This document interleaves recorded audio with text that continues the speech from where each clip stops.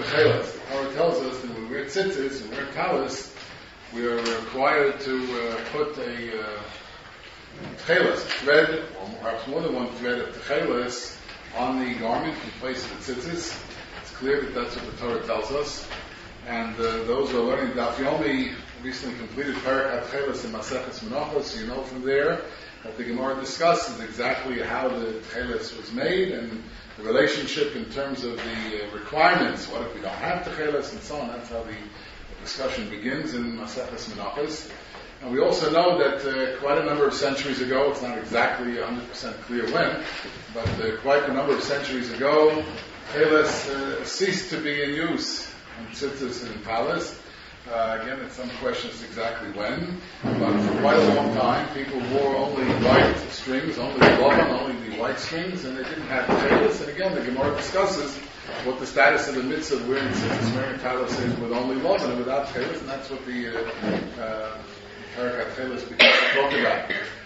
In the late 1800s, there was a well-known Hasidic Rebbe, Gershon Hanoch Leiner, was known as the Radzina Rebbe, who decided to make it one of his missions, a great Talmud Chacham, and also a self-educated, brilliant person who was familiar with science and things outside the direct realm of halakha as well.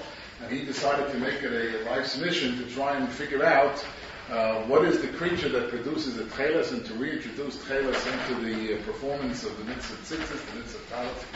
And he spent time and he traveled to Italy and to other places where he met with chemists, and he was in a great aquarium in Italy, and he wrote Svarim, which are available today. He wrote Svarim, which described his research, and he came to the conclusion that a certain species, a certain marine creature, known as the cuttlefish, is what produced the Tekhelet. And he was convinced, he worked in association with a chemist, and he was convinced that this particular species produces the dye that is used to manufacture Tekhelet. And after he brought that back to his community, so the Radzina Hasidim, the Hasidim followed what the Rebbe tells them, so the Radzina Hasidim and other Hasidim associated with Radzin began to wear Tekhelet on their tzitzis. Some of the other Talmud Chacham at that time questioned his findings, but nevertheless it caught on, at least in those communities. Fast forward a little bit, Rav Isaac Halevi Herzog, who was subsequently he was actually the first Rabbi Rashi, the first chief rabbi in the state of Israel. Rav Kook was the first Rabbi Rashi, but Rav Kook was not alive when the state was established in 1948, 63 years ago tonight, as it happens. And Rav Herzog was the first Rav was Rabbi Rashi in the state of Israel. So Rav Herzog did a lot of research on this subject as well. He was actually chief rabbi in Ireland before he came to Eretz Yisrael. He was a rabbi in Dublin. And in fact, he did his doctoral work on colors of the Torah, colors in the Bible, including Argomon and Tekhelet. And he discovered through his research, which included scientific research, he came to the conclusion that the Radziner Rebbe had made a mistake. He was actually duped by this chemist with whom he was working. And Rav Herzog said he had certain right ideas, but he was incorrect in terms of his conclusion. And Rav Herzog came to some different conclusions. It's an irony of history that when the Nazis in Machshamam destroyed the communities of Radzin, so the dye makers there, the whole community was destroyed. And when they reconstituted the community years later in Eretz Yisrael, they wanted to reestablish the manufacturing of Tekhelet dye, but they didn't have the stuff. Everything was destroyed. But Rav Herzog was in Eretz Yisrael, so he had the writings and his correspondence at the time. So in a certain sense, even though from the point of view of halacha, he actually slugged up. He actually challenged the writings of Radziner Rebbe, but it's because of his writings they maintained, the Radziner Hasidim maintained. Not a Yom Hazeh, go to Eretz Yisrael, you see Radziner Hasidim and certain Breslov Hasidim who wear tefillahs. However, in more recent years, a group in Eretz Yisrael, following the work of Rav Herzog, have come to the conclusion that there is a different creature that is responsible for the dye of Tekhelet, what the creature is called the chilazon in the Gemara. They identify it with a certain type of snail called Murex trunculus, and this has become popular in Eretz Yisrael and in some places here as well. And we thought that given that this is a subject that's really in the news right now in the religious world, combined with the fact that the people learning Daf Yomi just finished his Parak Tekhelet and Maseches Menachos, it was thought that it would be a good idea to invite to our community, Baruch Hashem, two prominent Rabbanim, Talmidei Chachamim, who are well known to our community, both of whom wear Tekhelet themselves, to discuss the issues and present some of the issues that come up in this interesting and fascinating area. And our first presenter this evening will be Margaret Rabbi Rav Schachter, Shlita. Schachter and Tversky before were arguing over who should go first. And so Rav Tversky won out, so Schachter's going to go first. Rav Schachter again needs no introduction to our community here in Teaneck. He's Baruch Hashem spoken here many times, many shiurim over many years, and is a Rebbe to many of us, including myself, and many of us who are Rabbanim here in town turn to him with our shilas and for guidance and direction, etc. And Rav Schachter is going to talk about the question of whether a lost mitzvah can in fact be discovered, given that the Tekhelet has been out of use in terms of mitzvahs for so many centuries. There are a lot of issues that come up with reintroducing something into the Torah which has been gone for so many years. And without any further ado, it's my personal covet and the pleasure on behalf of the community to introduce Rav Schachter.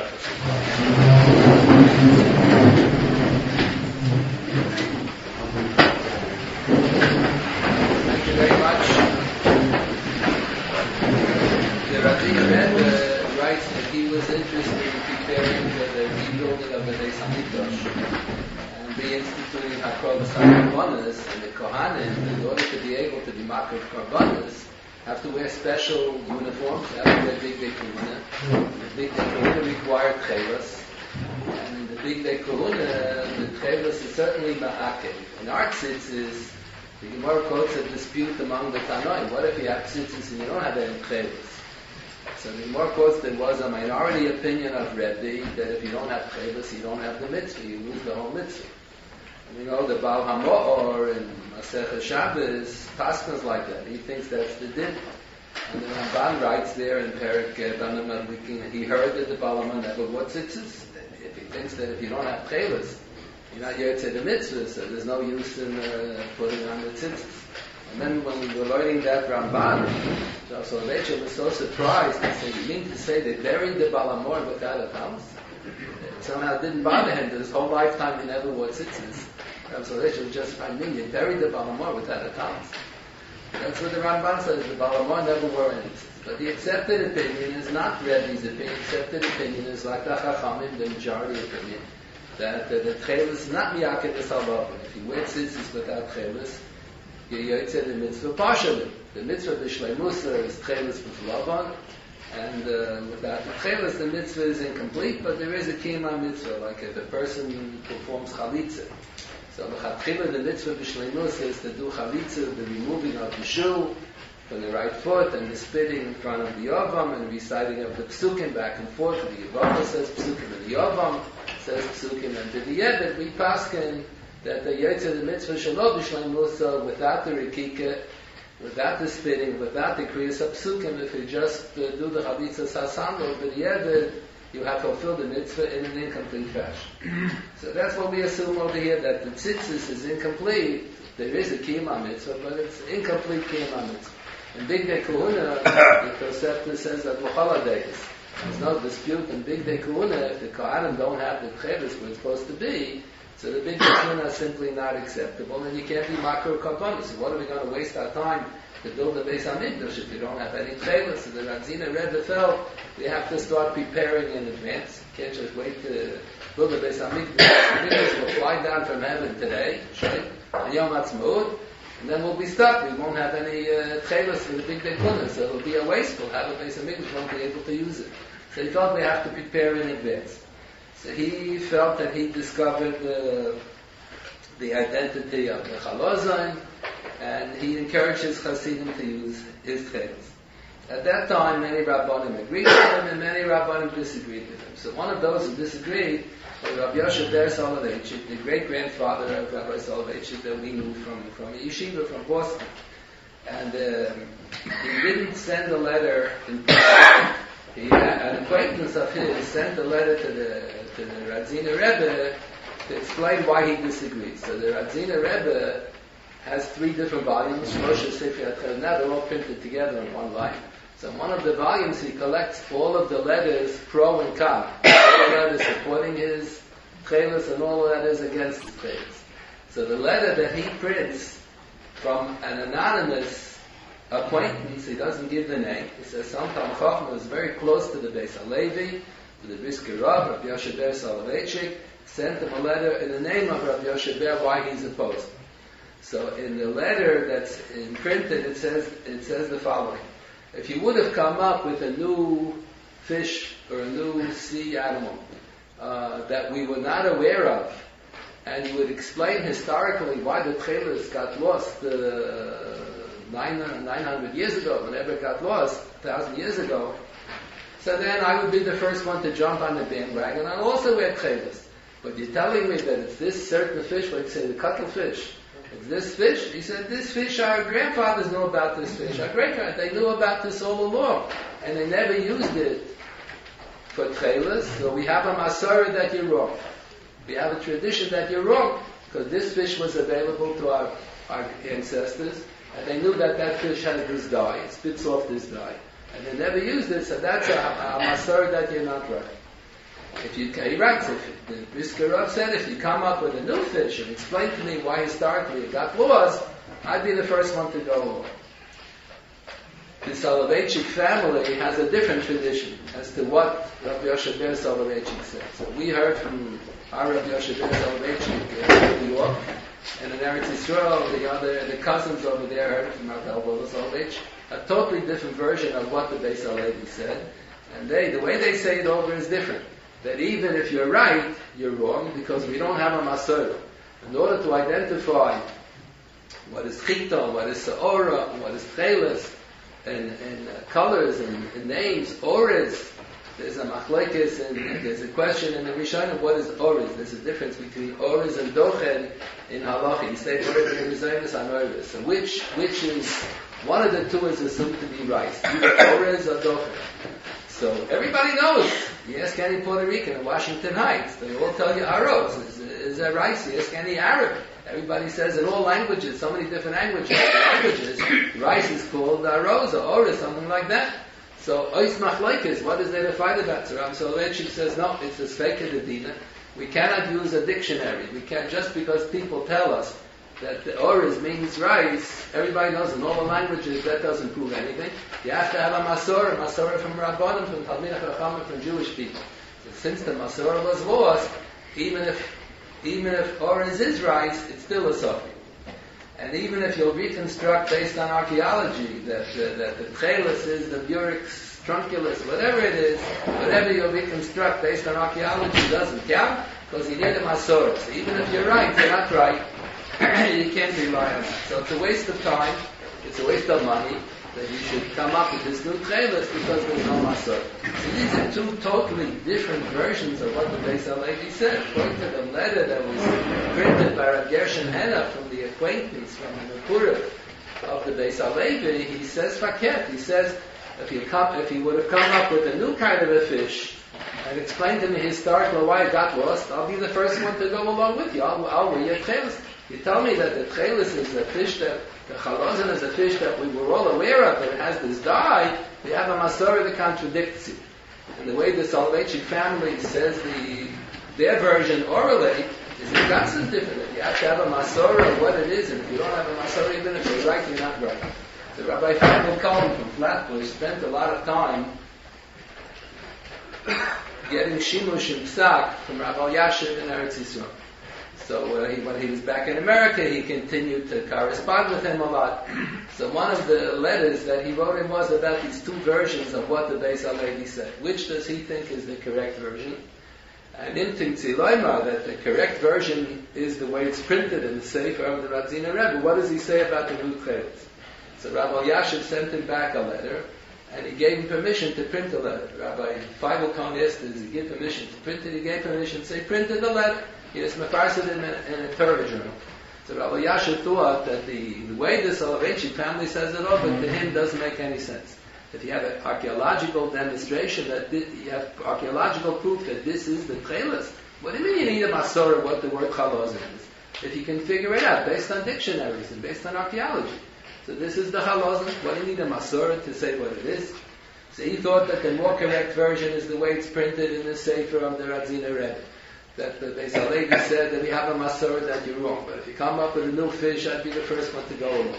So that question number 2 is in place. So what about the new Chalazon that they just discovered in Eretz Yisrael? So Rav Elyashiv writes, it's a good question, I got to think of that. So he didn't answer. So remember where Rav Soloveitchik delivered this talk in Moria. He gave this talk on many different occasions. There was a Yortzeit Rosh years ago about this Shnei Sugei HaTchelet, Shnei Sugei Masorah. And I remember when he was delivering this talk in Moria, so the Balabatim didn't like it at all. So they had to learn at Balabatim there. They used to argue with him in the middle of the Shia. So one of them said, what do you do with the Gemara in Bava Basra? The Gemara says that Rabbi Bar Bachana was touring the Midbar, and the Arab showed him the Meisei Midbar. And when Rabbi Bar Bachana came back to the Rabbanim and he told them about the grand tour that he had, so they asked Rabbi Bar Bachana, there's a machlekes Beisham and Beisil, how many strings you're supposed to put for tzitzis? They put 3 strings in every corner that make 6, and you're supposed to put 4 that turn out to be 8. So they asked Rabbi Bar Bachana, did you look at the tzitzis of the Meisei Midbar to see which is it? You have archaeological evidence. Who's right, Beisham and Beisil? They said it didn't occur to him. So they said, idiot! Rabbi Bar Bachana, you're an idiot! You should have looked. So they asked Rabbi Soloveitchik, but you're telling us that archaeological evidence doesn't mean anything. So somehow he prayed out of Kasha, he explained how it's a riot there. It's an Ishki Kasha.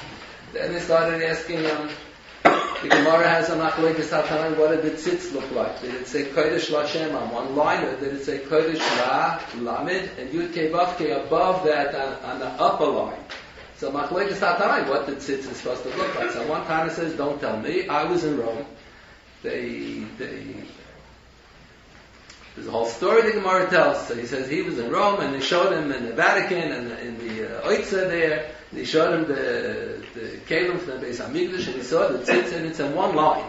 So don't tell me these mices. So the Gemara says that archaeological evidence seems that it is good. But on the other hand, the Raman Paskins, that's what the Raman Paskins say Kodesh La, and the Yud Kei Vav Kei above it. So the Kesef Mishnah asks, how can the Raman Paskin against archaeological evidence? The Tana said, I saw the tzitzin.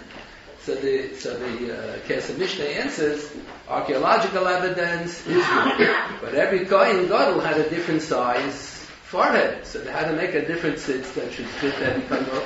So there must have been many tzitzin. The Gemara says there was so many Kohanim Gedolim during the period of Bayesheni. Several hundred, no, how many hundreds of Kohanim Gedolim there were. So you found one tzitz. Maybe that's Shaloi Kalacha. Maybe the others did it the way it's supposed to be. Kodesh La and Yud Kei Vav Kei above. V'chaina, there's a discussion in the Beis Yosef, in the Prisha, in Hilchas Tefillin. There's a famous dispute between Rashi and Rabbeinu Tam. What's the order of the Parshas and the Tefillin? So the Hasidim were Tefillin, the Rashi, Tefillin, the Rabbeinu Tam. It's a suffix. So they found the Achronim quote that they found archaeological evidence They found tefillin the Rabbeinu Tam in the kever of Yechezkel HaNavi. So obviously in the days of Yechezkel HaNavi, somebody was wearing tefillin the Rabbeinu Tam. So that's a raya that's the correct state of HaParshas. So the other Chaim said maybe they were puzzled, and that's why they were gainas there next to the kever of Yechezkel HaNavi. But they're all assuming that archaeological evidence is acceptable. The only question is this good archaeological evidence or is Nishken right? So that's why Rabbi Yashiv wrote to Rav Feibelkorn. He thinks that the version that's printed in the Radziner Rebbe Sefer makes more sense to him. He doesn't understand this version that the Soloveitchik family says by orally, that the Beis Halevi said you have to have a tradition. If you don't have a tradition, even if you're right, then not right. Rav Soloveitchik kept on insisting his pshat. There's a famous Gemara where the Gemara has in Megillah. The Talmidim in the yeshiva didn't know what the word metata meant. The titasim and metata hashmer. They didn't know what the word metata meant. So on one occasion I heard Amsa the Rebbe, the maid in Rebbe's home, asked one of the other maids, please take the metata, the broom, and sweep out the floor. Oh, so when they heard the maid use that word in Hebrew, she spoke Lashon HaKodesh. So then they understood that it means a broom. And they didn't know what Chalav Lugas was. So also they heard the Amsa the Rebbe, the maid of Rebbe, said to someone, what are you eating, Chalav Lugas, or something like that. Then the Bachim were coming in to listen to the Shia Rebbe in spurts. A few Bachim came in at a time, a few Bachim came in at a time. So she said, what are you coming in, L'Serigin? They didn't know what the word Serigin meant in the Mishnah. So she said to the Talmud, what are you coming in, L'Serigin? Why don't you all come in at one time? Why do you bother me every time I have to open the door? So that's how they found out what the word Serigin meant. Rabbi Soloveitchik said, why did they look in a dictionary? And a lexicon. That was his wish. Why did they use a lexicon? What they have to wait till Amsa that they already told? So he said, the answer is that you need a Masorah. If you don't know what the word means, you're not supposed to look in the dictionary. Amsa the Rebbe had a Masorah from Rebbe. So thus says the Masorah. And the Balabat and Yes Rav Soloveitchik, that's the Pshat in the Gemara. The Gemara says they didn't know what the word Yehovcha. The pasuk says, Hashlach al Hashem Yehovcha, hu yichal kalekla. So the Lahaviyad Rabbanan, the Bachim didn't know what the word Yehov meant. So till it was an Arab who was traveling on a highway, and another person was going with a wagon, and the fellow who was walking was schlepping a pekel on his shoulders. So the Arab on the wagon said, why don't you take your Yehov and throw it on my wagon and come up and ride with me? So that's when they found out what the word Yehov means. Yehov means a pekel. Hashlach al Hashem Yehovcha, your pekel of dainge is given up to the Rebbeinu Shalom. Don't dainge, don't worry about the future. Let the Rebbeinu Shalom worry about everything. So they said, there it's not Amsa the Rebbe, there was an Arab who told them what the word. The Soloveitchik said, no, in the Zohar when it says Hahu Taya, it means Eliyahu Hanavi. So the Balbatim will look at. It takes every Gemara that seems to indicate that if you have any indication what the word means, if you have archaeological evidence that it means this, he drayed everything around. And Amsa the Rebbe, that's called Masorah. And the Arab is Eliyahu Hanavi. So the Balabatim, I remember, were not so keen about this whole interpretation. So that's his version. That's the Soloveitchik family. That's their oral tradition. And Rav Yashiv thought that it makes more sense to say that you can restore Masorah by archaeological evidence. What happens if it turns out that you're wrong? What happens if it turns out that this is not the halaz and we made a mistake? So you're not yet to the mitzvah of tzitzis. So the Gemara says in Parakat Chelis that we were just learning the Daf Yomi. Unfortunately, I'm not learning Daf Yomi. Those who are learning Daf Yomi, what they learned, the Gemara says, if you bought Chelis that's a fraud, that's an imitation, so the Gemara says, so you lost a lot of money, it's very expensive. The Gemara says, lo yahei lo lavan, so it's a black, the yoytze the mitzvah, incomplete. So the Gemara says, the ferish, that if you have imitation Chelis, it's not the real McCoy, so the din is that Chelis is not miyakev, and you still yoytze the mitzvah in an incomplete fashion. The worst you can do is to lose some money over here. Are you obligated to invest money? It costs a fortune of money. Are you obligated to invest money to buy this Chelis if you're not so sure? We're not 100% sure that this is the authentic Chelis. Maybe it's only a suffix, or would you say suffix, the Raisa B'chumah to spend so much money? So in the yeshivas they say a svara. Some point out that the Balatanya writes in his Shulchan Aruch Harav, he writes this svara in one place, that suffix the Raisa L'chumra only applies if a person is mesupik, whether he he's not sure if the lulav and esrog that he shook was kosher or not. So if he shake lulav and esrog a second time, with a kosher lulav and esrog, he'll know for sure that he's yotze the mitzvah. So then we would say, Safek deraisa l'chumra, and the first one of it, lulav is deraisa, so we would tell him you have to shake the lulav again without a bracha, and make sure that you be yotze the mitzvah. So there's a svara, everybody tosses about the svara in the yeshivas, Safek deraisa l'chumra only applies.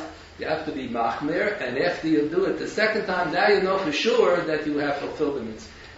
But over here, you're going to tell me I should spend $100 to buy something that may or may not be Tekhelet, and may turn out after I put it on my beggar I haven't accomplished anything.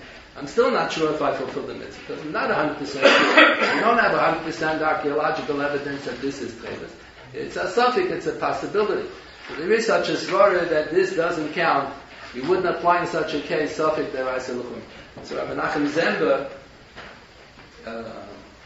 Nachum Zemba was a super genius. He was killed by the Nazis. He was a big, one of the greatest Polish Geonim who was killed by the Nazis. So he had a son who was engaged to get married, and he died at a very young age. So after the son died, he published a correspondence that he had with the son. The son was going out of town in a different yeshiva, and he published the correspondence that he had to memorialize the son, in memory of the son. So the letters of the son are very strong. The letters of the father are 10 times stronger than the letters of the son.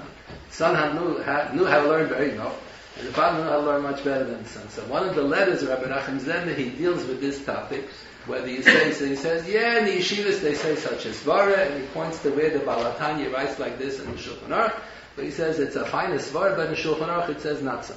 And he quotes chapter and verse where it says in Shulchan Aruch that you're obligated to do something bisafek, because safek deraisa l'chumra, even if after you'll do it, you won't know for sure whether you have accomplished anything. It could be that you accomplished nothing. You still say safek deraisa l'chumra. So that's why the pashtus is that if you think that this may or may not be the chalazon, so safek deraisa l'chumra should require that we should spend money and perform the mitzvah b'shlei musa. The Arizal is quoted as having said that the mitzvah of Tekhelet only applies to Bisman Beis Hamikdash Kayim. Bisman Beis Hamikdash Kayim is no mitzvah of Tekhelet. So this is really, many point out this is really in this quotation. What the Arizal is going to say against the Gemara, that Tanoim and Amoraim and the Gaonim lived after the Churban Beis Hamikdash. And they all wore Tekhelet. So what do you mean? The mitzvah of Tekhelet only applies to Bisman Beis Hamikdash Kayim. So I never saw it inside, but the Rabbanim who saw it claim what it says in the Arizal is a different thing. The Arizal is posing a question, how could HaKadosh Baruch Hu have allowed such a tragedy to occur to the Jewish nation that the Tekhelet got lost? He allowed, the Rebbe Shalom allowed such a tragedy to happen, the Tekhelet got lost.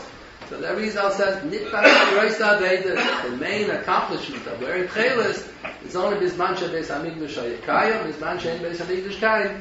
You're not accomplishing that much. But the Arizal didn't say a halachic statement against all the Tanaim and all the Amoraim and all the Goyim that Bisman Beis Hamikdash Kayim. You don't have to wear Tekhelet. He's not saying a halachic statement. He's giving a historical comment. How can HaKadosh Baruch Hu have allowed the Tekhelet to disappear? The Satmar Rebbe, Rabbi Yoel Teitelbaum, was a super genius in learning, and Eloi.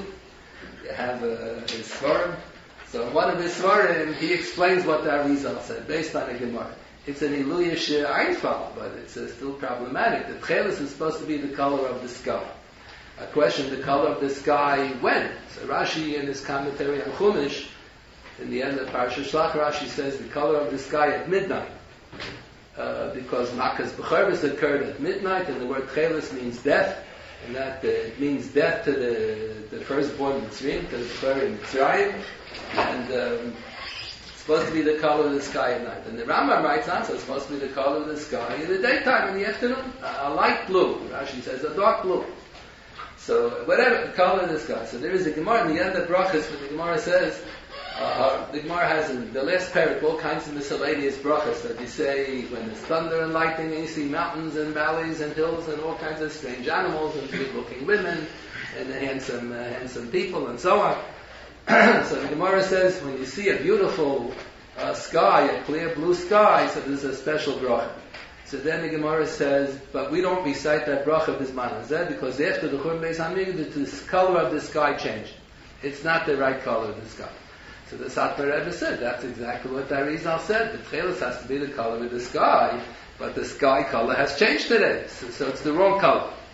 It's an Iluisha Eifel, but it's still against the Gemara. The Gemara says, the Helgit Tanoim and Amoraim and the Goyim who lived after the Churban Beis Hamikdash, the sky changed color after the Gemara says, after the destruction of Beis Hamikdash, they still wore the Tekhelet. However you're going to slice it. Still against the Gemara. So the Pashta says that we still have an obligation to wear Tekhelet, even though it's only a Sophic, even though we're not sure, and even though there's no Masorah, we don't have a Masorah that it's incorrect. So at least Misophic, one should be obligated to wear this Tekhelet. Some people feel uncomfortable. It's Mechzi Kiyuhara. What do you mean? The big Rabban and big Tzaddikim and Gedolim and Goyim and all wear the Tekhelet. So we're going to show that we're bigger Tzaddikim, we're more medactic and mitzvahs than them. The Gemara says there's an issue of Mechzi Kiyuhara. You're not allowed to fulfill a mitzvah in a way that it looks as if you're very arrogant. So you look at the Gemara, Mechzi Kiyuhara is when a person is volunteering a Midas Chasidus. When the Ikar Adin, he's not expected to do this. He wants to do something with Nimishur Adin, and he's not such a big Talmud Chacham, or in the presence of his Rebbe. The Gemara in Baba Kama has, the Perek Meruba, the Talmud is there in the presence of his Rebbe, and the Rebbe is not machmer on this, and the Talmud is machmer. So that's a chutzpah. Who does he think he is? He's being machmer in the presence of the Rebbe. That's not derech eretz. So the Gemara says, Roilen Adoso. You should put him in Nidui. But over here, we're not talking about a Midas Chasidus. He says in the Chumash that he's supposed to wear Tekhelet. It's not the Yuhara. Maybe it is Yuhara, but you're mechuyev to wear the Tekhelet, whether you like it or not. So what do you have to be concerned about? Mechzi Kiyuhara. I don't think that's a consideration over here. In fact, there is a din in the Chumash Bal Tigra. We have to observe the mitzvah says HaKadosh Baruch Hu gave them. It says Bal Taisid Bal Tigra. You're not allowed to add on. You're not allowed to detract. So the Gemara gives an example of the Tanoim give an example of Bal Tigra. A person only puts in 3 tzitzis in 3 corners, he doesn't put in the 4th corner. A person puts in 3 parshas in a tefillin, doesn't have the 4th parsha. So the Beis Halevi in the Chuvas has an essay about that din, and the Gemara, what do you mean? He puts in 3 parshas in the tefillin. So he's not yet in the mitzvah. What do you call it Bal Tigra? There's a mitzvah of tefillin. If you only have 3 parshas, you're not yet in tefillin. We pass them that the tzitzis in all the 4 corners are ma'akim zezeh, not like the Satanoi. So we pass them, if you don't have all the 4 corners, you're not yotze anything. So what do you need a din of Bal Tigra? If you only put tzitzis in 3 corners, you're not yotze the mitzvah of tzitzis. So the Chumash says you have to wear tzitzis. You wear a 4-corner garment. You didn't put tzitzis in all 4 corners. You're mevatel a mitzvah. What do you need Bal Tigra? So the Beis Halevi develops the whole theme a little bit based on Rashba and Rosh Hashanah. That Bal Tigra only applies in a case like the Gemara quotes. The Gemara gives an example. You have a mizbeach that has 4 corners. And you have a korban, there are korbanos that need 4 zrikas on all the 4 corners, there are korbanos that need 2 zrikas on 2 corners. So what if b'di'evet a person will be makriv a korban that needs 4 zrikas, and it'll only do b'di'evet 1 or 2 or 3 zrikas. So b'di'evet, machlekes hatanai, we pass them that the korban will be kosher b'di'evet. It's like performing chalitza, and you didn't do the kriyas apsukim, you didn't do the rikika, you only took off the shoe. You mekayim the mitzvah shalom b'shnei musa. So, if knowingly, I know I'm supposed to do 4 zrikas, and I don't bother to do all 4, I only do 1, 2, or 3, I'm in violation of Bal Tigra because I'm yotze the mitzvah b'di'evet, and I did it l'chatchila the way it's only good b'di'evet, or any other mitzvah like that. But if you have a mitzvah where all the 4 parshas of the tefillin are ma'akiv, so the Beis Halevi thinks you don't need, that's not a Bal Tigra. So here, by the case of Tekhelet and Love, and we pass on that Tekhelet is not mi'akiv. So the mitzvah b'shleimus is to do Tekhelet and Love. So if the person wears a 4-corner talis, and he knows that Tekhelet is available, and he can afford it, he's not that poor, he can afford it, and he doesn't bother to buy the Tekhelet, he only buys the Love, then he's in violation of Bal Tigra. So Bal Gevet Besser would have been better, he shouldn't wear the talis at all. If you don't wear the talis, you're not mechuyev in tzitzis. The obligation of tzitzis only applies if and when you're wearing a 4-corner garment, then you're obligated to wear tzitzis in the 4 corners. If you don't wear a 4-corner garment, if we go out of our way, Taisi says, our practice, Ashkenazim, our practice, we go out of our way, like Moshe Rabbeinu was chalashing to enter Eretz Yisrael. So the Moshe, why did he want to enter Eretz Yisrael? Material with his Be'al Mituva. He wanted to swim in the Kinneret. He wanted to eat the delicious food. What did he need to go to Eretz Yisrael for? So the Gemara says, in order to fulfill the mitzvah Satliyah. So Tyson says, what does he need it for? If you live in America, you're not mechuyev in the mitzvah Satliyah. Who tells you to go to Eretz Yisrael? So you see that it's a midas chasidus to put yourself in a situation where you're obligated to observe more mitzvahs. So Tyson says, based on that, even though we're not obligated to, but it's a midas chasidus to go out of your way to wear a talis, a four-corner garment, in order to have the mitzvah tzitzis. So there are those who say, those Balei Tyson disagree, and they say, chutzpah, who do you think you are, Moshe Rabbeinu? When you'll be on the level of Moshe Rabbeinu, then go wear a four-cornered talis. There were Svardishi communities. Now they moved to Eretz Yisrael, so they all took on everybody else's practice, but there were Svardishi communities. They only allowed the Rabbanim to wear a talis in an Arab country. The Balabatim was considered a chutzpah on their part. Who do you think you are? Like Moshe Rabbeinu? That you're going out of your way to wear a four-corner garment in order to be chayiv and tzitzis.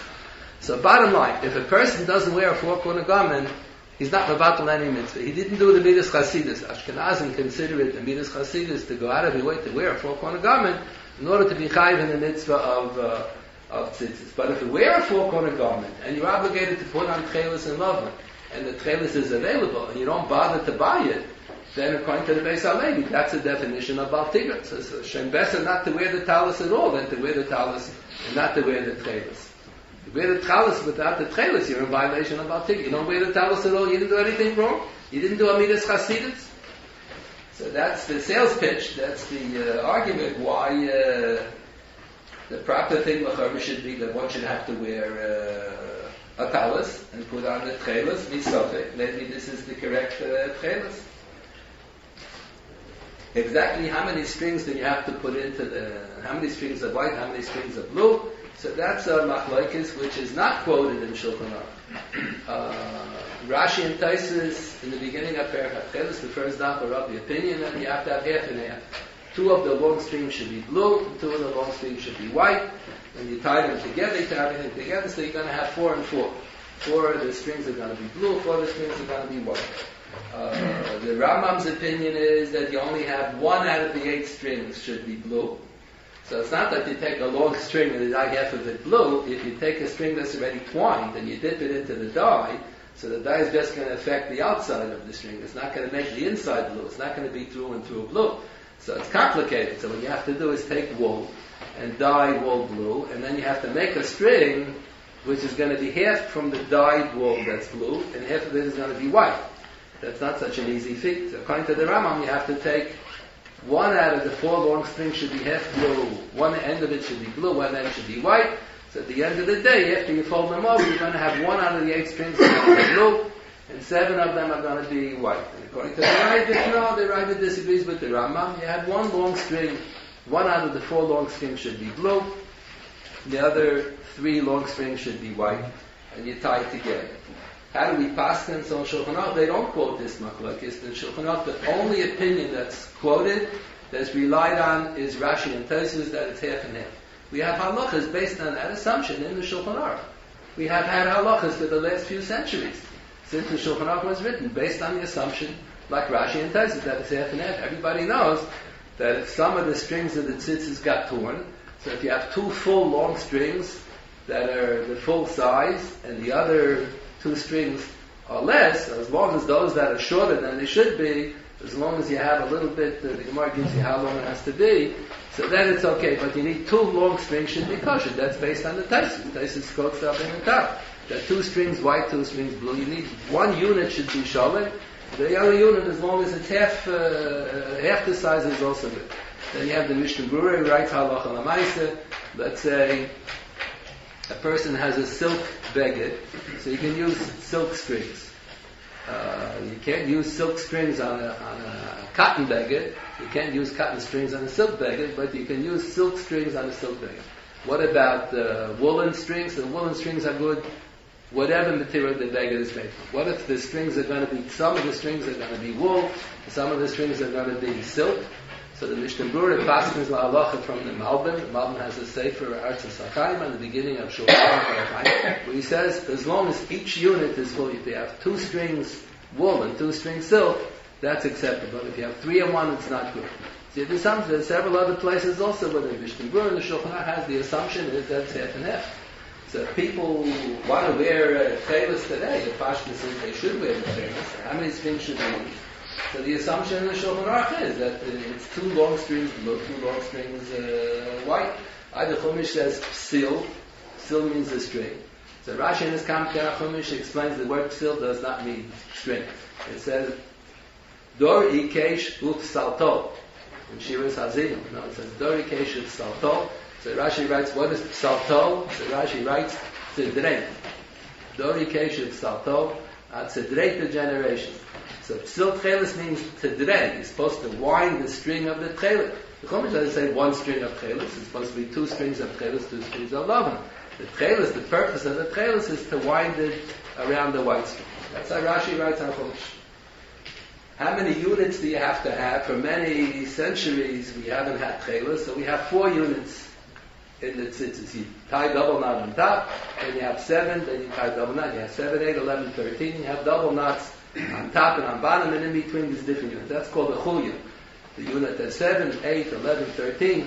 Where did these magical numbers, 7, 8, 11, 13, where do they come from?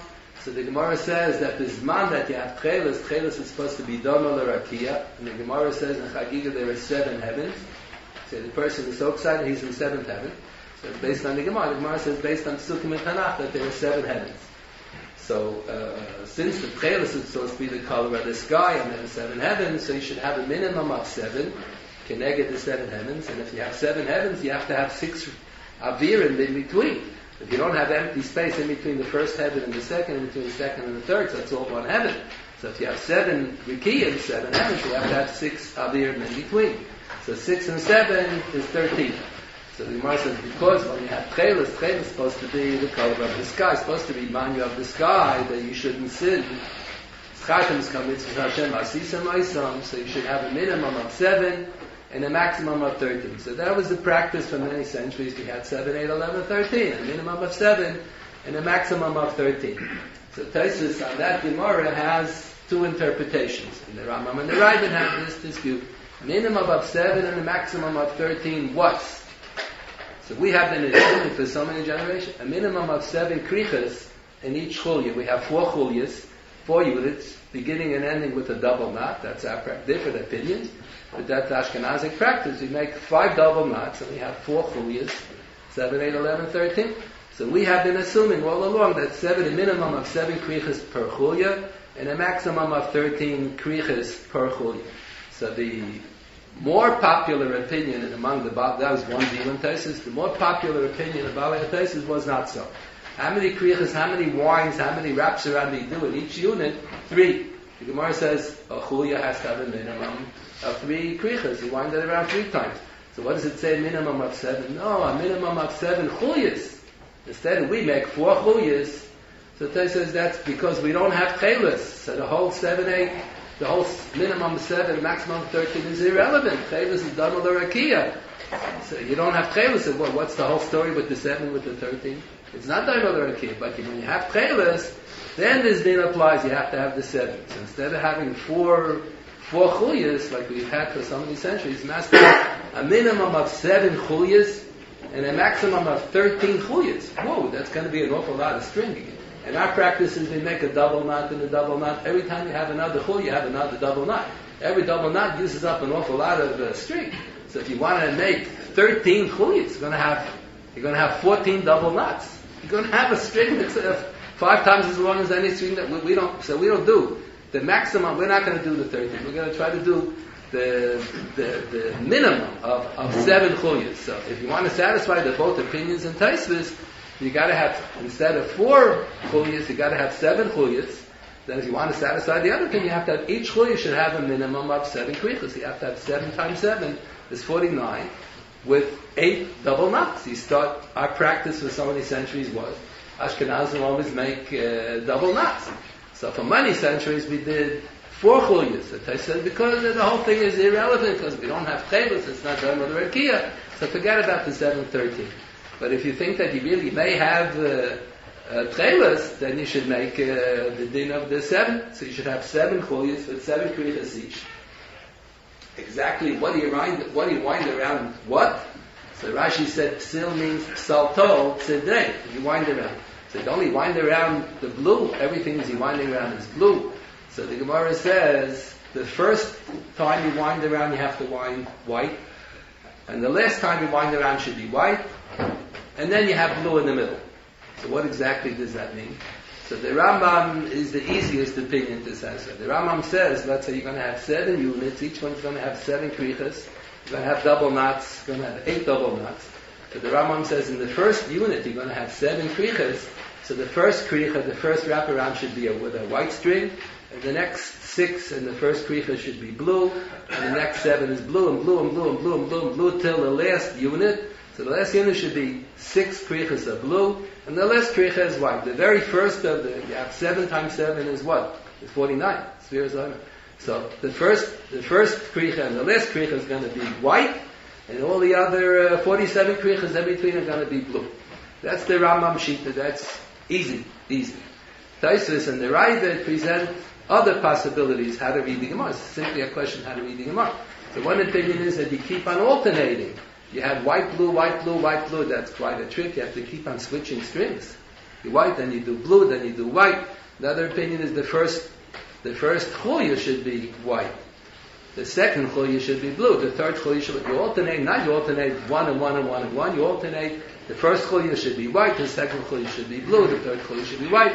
And then there are different variations over here. So there are different traditions from the days of the Gaonim. The Gaonim who still wore Tekhelet. That was the time that the Tekhelet disappeared, about the period of the Gaonim. So they have in the Sefer HaGaonim different versions exactly how to read the Gemara. So that, at least the Gemara says, that's not Miyakev. That's not Miyakev. So different practices how to do it.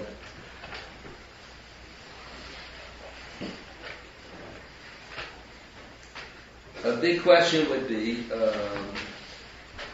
I met a man in Los Angeles, and he asks me, are there any sources in Talmudic literature that the Tekhelet is poisonous?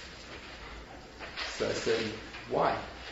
So he tells me he works for the federal government, and his job is to test all the dyes in the garments, because there are children, some adults, who like to chew their clothing. So if the dye is poisonous, so you got a problem. So the government, the federal government, makes sure that clothing manufacturers don't put poisonous dye. So he says he tested the new Tekhelet, and he says it's a shtickle poisonous. So he wants to know, are there any sources in Talmudic literature? So I started to think. The only thing that came to mind is that Rashi in his commentary on Chumash. Rashi says Tekhelet comes from the word Tekhelet, which means death. And Tekhelet is supposed to be the color of the sky at midnight because it's supposed to represent Makas B'charis, which occurred at midnight. Which maybe is supposed to represent death, maybe it's supposed to be poisonous. That's the only thing I knew about that. So here you have a question: how dark should the dye be? If you dilute it with more water, it'll be light blue. If you don't dilute it so much, it's going to be dark blue. So you're supposed to make it like Rashi, dark blue, like the color of the sky at midnight, so almost like black. The sky looks practically black now. Or is it supposed to be the color of the sky in the daytime? That's not a problem. Like this Rashi and the Rambam. I remember Rav Schachter once gave a yortzeit Rosh on tzitzis. So the Tekhelet HaGadah, those who remember, the Tekhelet HaGadah always used to be related, not always identical, related to the Tekhelet HaLachos. And the Tekhelet HaGadah, he was discussing where the Tekhelet is supposed to represent Midas HaChesed and Midas HaDin. So part of the drasha was that according to Rashi, that it's midnight and it's Makas B'charis, then it's supposed to represent Midas HaDin. According to the Rambam, that it's the color of the sky in the daytime, it's supposed to represent Midas HaChesed, and that was just the first line, and I got lost after that.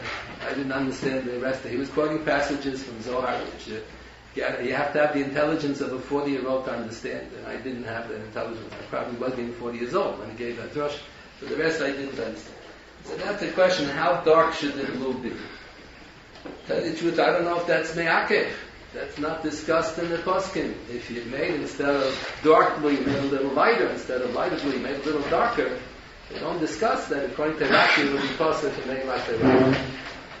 I would imagine whatever you do, as long as the right color blue, even if it's not exactly as intense as it should be, or as diluted as it should be, probably would also be good video. But my impression is that at least the Tekhelet that they have now should at least be considered a suffix. and Safik Deraisa Nechumis. My impression is that it would be better not to wear a talis at all than to wear a talis without putting on chelis. If the chelis is available, and you don't bother to put it on, then you're, strictly speaking, it sounds like you're in violation of Baal Tikra. But if you don't wear the talis at all, so you're up to home. There's no problem at all. There's much more to discuss regarding all of the aspects that I discussed, but the time doesn't allow, and I'm sure the next speaker will have something wonderful to say. I can't hear the next speaker. This has been in Beis HaMikdash with the Kahanim who will be wearing the Tekhelet.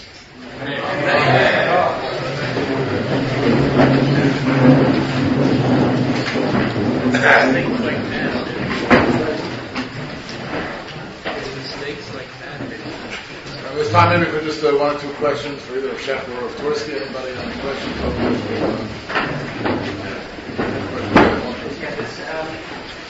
I heard from Rav Schachter that he was concerned with the Akana silk fails to be the Min Akana. You can't have, let's say, a white beggar with red tzitzis, so that maybe it's blue and it's not really tailless, then it would violate that.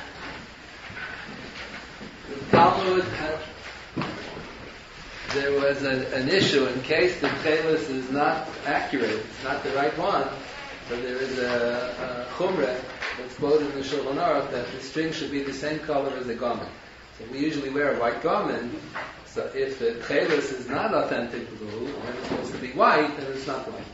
So this is the Rambam's opinion. Most of the Rishonim disagree with the Rambam. The meaning has been for many centuries that we're makbid to wear a white garment and white strings, so you can't go wrong. But strictly speaking, the Gemara says, like Rabbi Trotsky quoted also, the Gemara says, "Lo yehei ala lavan."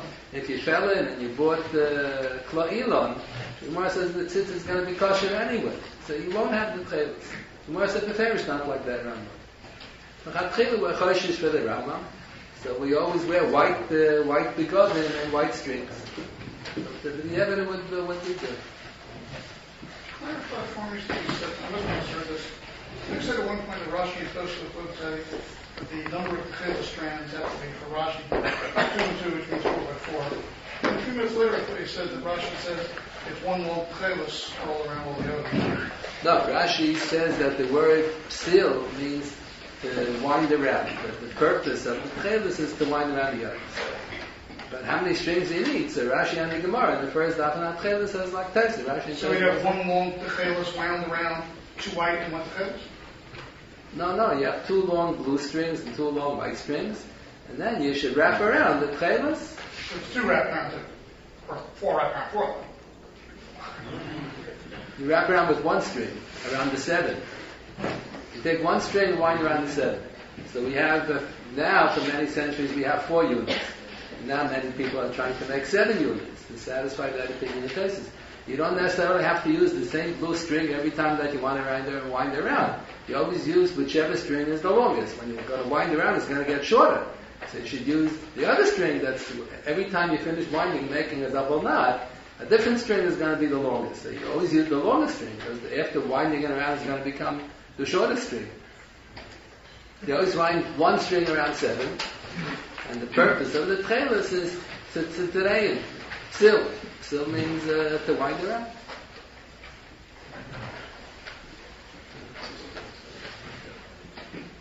I thought that the black stripes that we have in a talis is supposed to be a zeicha for us for the Tekhelet.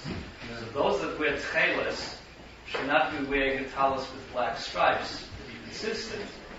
There's no need for any black stripes. Mishnah Berurah quotes that the black stripes, the talis should really be white for 2 reasons. The one reason is that in the Sefer Daniel, he has the vision of HaKadosh Baruch Hu is an old man with long white hair and wearing a white garment. So the Kabbalim say that the white garment that the Rebbeinu Shalom was wearing in the vision of Daniel, Levushe Kitlag Chida, the Malbush was white as snow.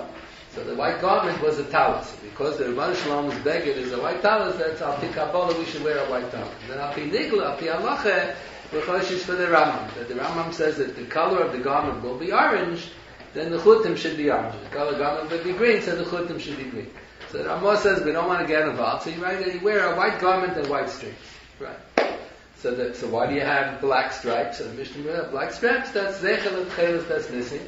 That's on the assumption, like Rashi and Chumash, that the Tekhelet is supposed to be the color of the sky at midnight. That's like black. Other people have blue. Instead of black stripes, they have blue stripes. That's following the Rambam, that the Tekhelet is supposed to be the color of the sky in the daytime. They make a Tekhelet Tekhelet there. So if you have real Tekhelet, you don't need the black stripe. It's not there if you have black stripes. You don't need it. You don't need a Tekhelet Tekhelet if you have the real McCoy. Or if it's not the real McCoy, so that's the Tekhelet Tekhelet. You have the imitation Tekhelet, that'll be the Tekhelet Tekhelet. Thank you very much, both to Rav Schachter, Rav Daven Marav, in just 1 minute.